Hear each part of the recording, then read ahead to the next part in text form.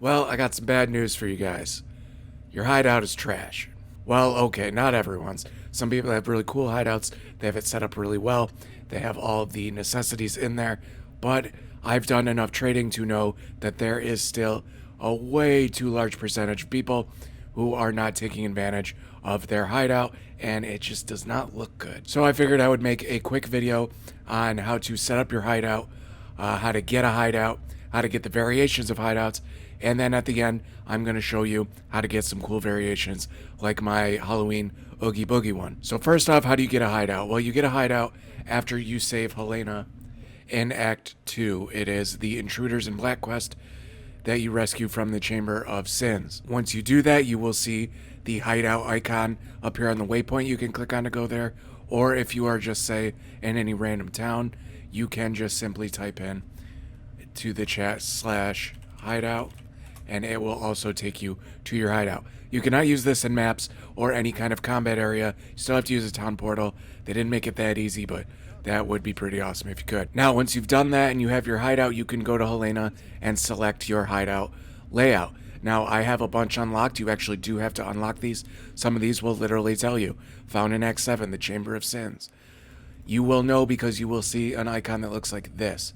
When you see this icon, you go in that area, you clear all the enemies out, and it unlocks the hideout. You can start putting things in your hideout. Let's go over some of the basics that every hideout needs.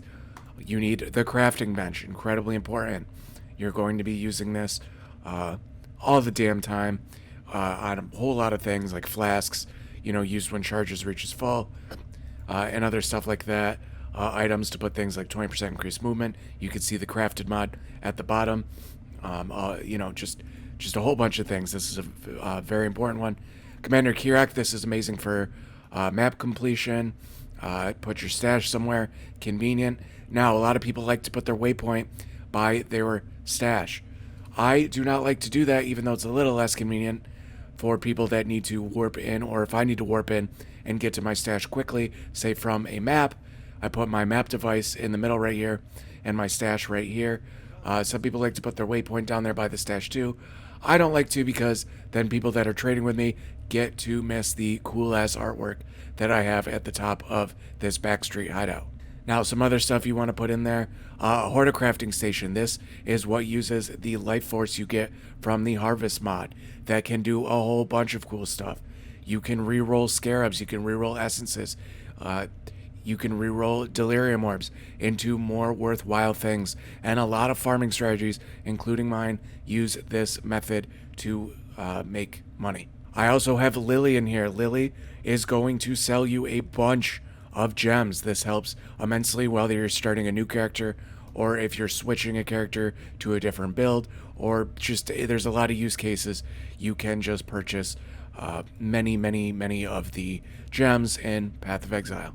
I have June in here for the Unveil mods. I'm not going to go in what those are if you don't know exactly what they are. Mostly crafting using the Veiled Chaos mod. You can block certain things from coming up, put a Veiled mod on there, and then unveil the item and pick out of 3. So I like to keep her in the base for when I am trying to craft some stuff. You can put Rog in here if you're running a lot of Expedition, along with the Expedition locker. I have a Heist locker in here. I haven't ran any Heist this league, but when I do, it's nice to have a spot for my contracts and stuff, even though there is also one in the Heist area you can also use, so this one is incredibly important. Sister Cassia, so I can do my anoints on my amulets.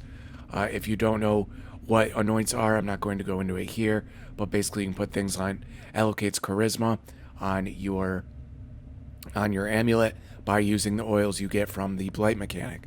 So things like that, things that you are doing currently in your leak mechanic, you should be putting in your hideout. How do you do that? Well, you click this down arrow, you click edit, and then you can go to decorations, and you can go down to filter decor down here, and you can just filter by the name, or you can just look for them.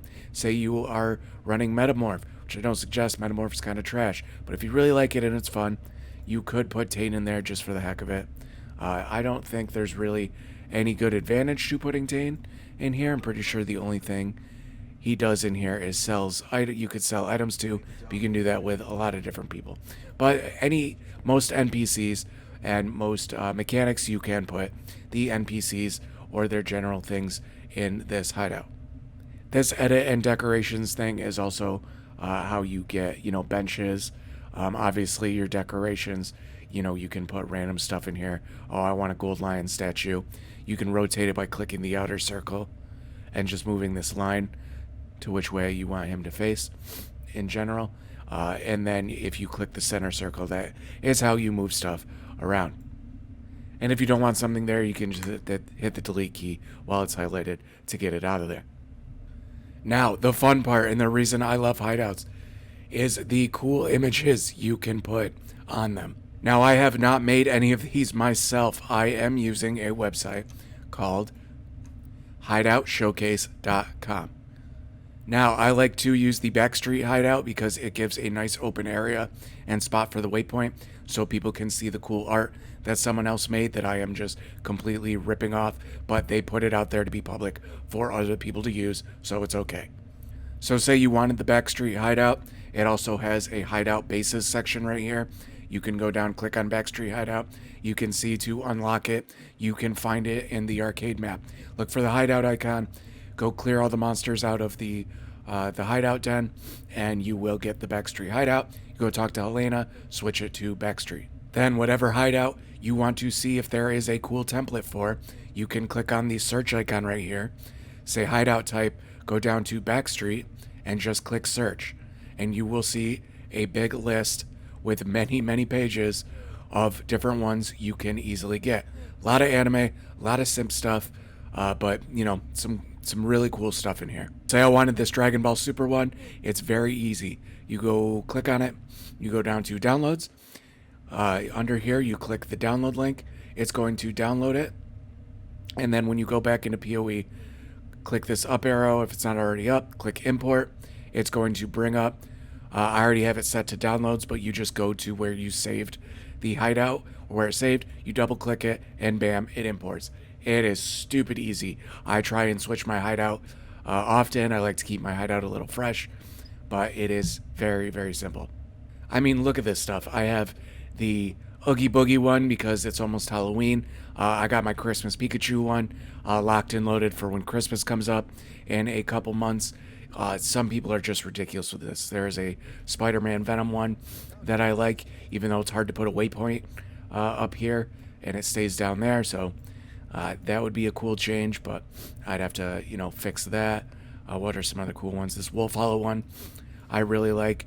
Very bright, very cool. I don't even know where to begin with how to make these, but very often with trade, you come in, you get a trade, and people will say, "Oh, that's a dope hideout," and it just makes you feel good, and then you wrestle with the idea of saying, "Yeah, man, I worked really hard on it," and lying. No, I don't actually do that. I say, "Thanks, man," and then sometimes they ask where you got it, and I say HideoutShowcase.com.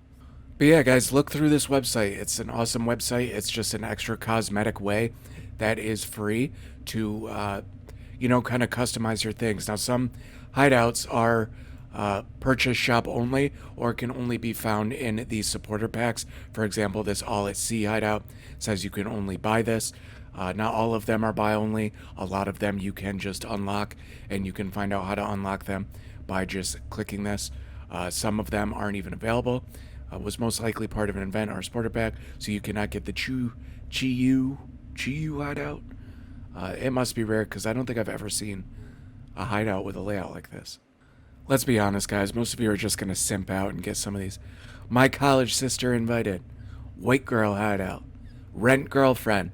And there's nothing wrong with that if that's your thing. Do it up. They all look really cool anyways. But yeah, I think that's just about it for the video. I can't think of anything else to go over with hideouts or how to decorate them. As always, you could decorate them myself. There are other hideout styles that are hideout types that you can do images like this in that I can't think of off the top of my head. I just always use the backstreet one because there's plenty to choose from, so I haven't delved any deeper into it. Also, make sure you go follow on twitch.tv/SafeOnTalk and also the Discord. I just added onto the Discord a hideout showcase tab, so if you've made a cool hideout or you find an image that's really cool, share it on there. I will check it out along with everyone else in the Discord. I love to see some really cool hideouts either made or just downloaded. and stuff like that. But yeah, quick video. Thanks guys for watching, and we'll catch you next time.